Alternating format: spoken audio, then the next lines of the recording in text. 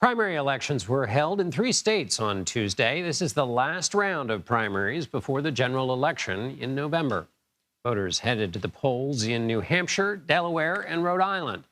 One of the most closely watched races is for Senate in New Hampshire, where the winner of the GOP primary will face Democrat Maggie Hassan. For more, I want to bring in CBS News chief election and campaign correspondent Robert Costa, who's on the ground in Scranton, Pennsylvania. Bob, I want to ask you about Pennsylvania, 2 important races there, but let's start with New Hampshire. These Senate races have really seen the influence of Donald Trump, and that's affected these candidates. There's been some grumbling about that in the Republican Party. What role has the former president had in this Republican race in New Hampshire? Good to be with you, John. What's intriguing about this New Hampshire Senate Republican primary is that even when the former president's fingerprints aren't directly on a candidacy, they hover over the race. His shadow politically is still there and present in New Hampshire. Don Bolduc hasn't won Trump's endorsement, but he's running as a Trump-style candidate in this New Hampshire Senate race against Chuck Morse, who's the favorite of the New Hampshire Republican establishment. And this is a dynamic we're seeing play out across the country this year, that whether someone has the Trump endorsement or not, there's a Trump-type candidate that has less to do with policy positions and more about attitude and rhetoric than it does anything else. And as we've seen in past races, one candidate in one Senate race can end up defining the entire candidacy of other candidates in other states. So it can matter. Tell me about the 2 GOP primaries for the 2 congressional seats in New Hampshire. What's going on there?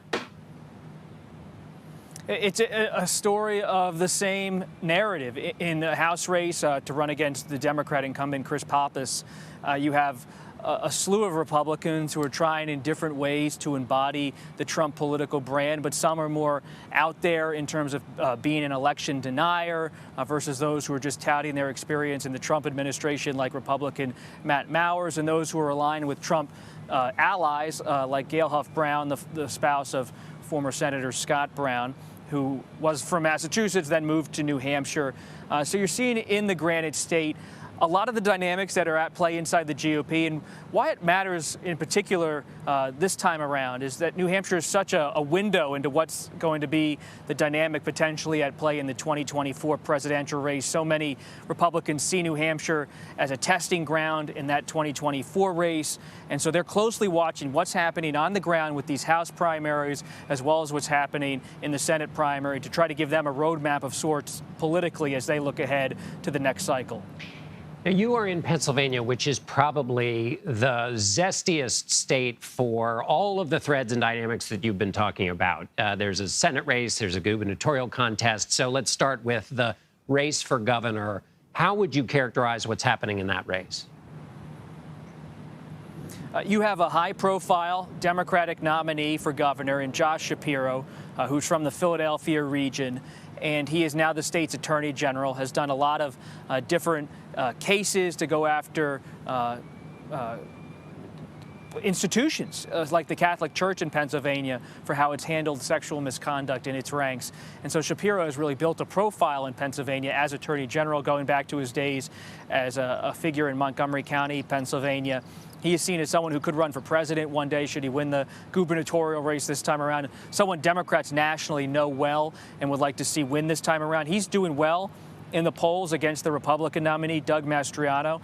And as high profile as Shapiro is, who, as he tries to galvanize Democrats on issues like abortion rights, Mastriano really couldn't be more low profile. He has shunned traditional news outlets in Pennsylvania, not just national news outlets coming in, but local mainstream news outlets have really struggled to get him to answer questions of any sort.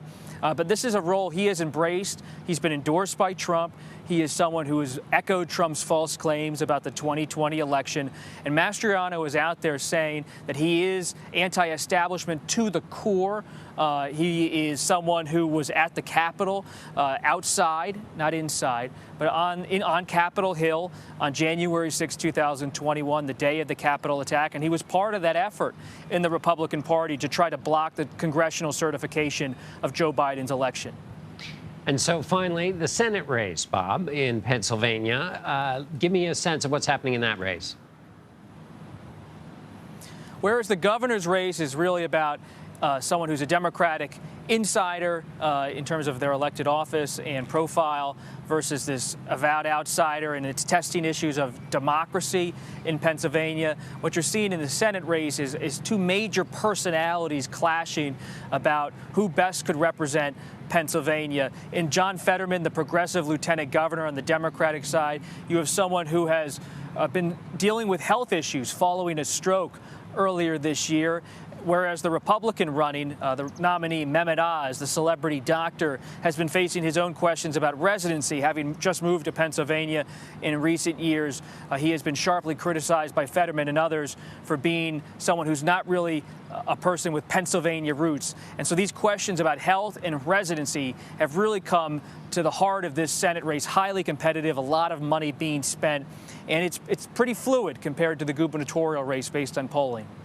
All right, Bob Costa in Scranton, Pennsylvania. Bob, I think if we just leave the camera and the lights there, I feel like we're going to be having this conversation a few more times before the election. Thanks, Bob.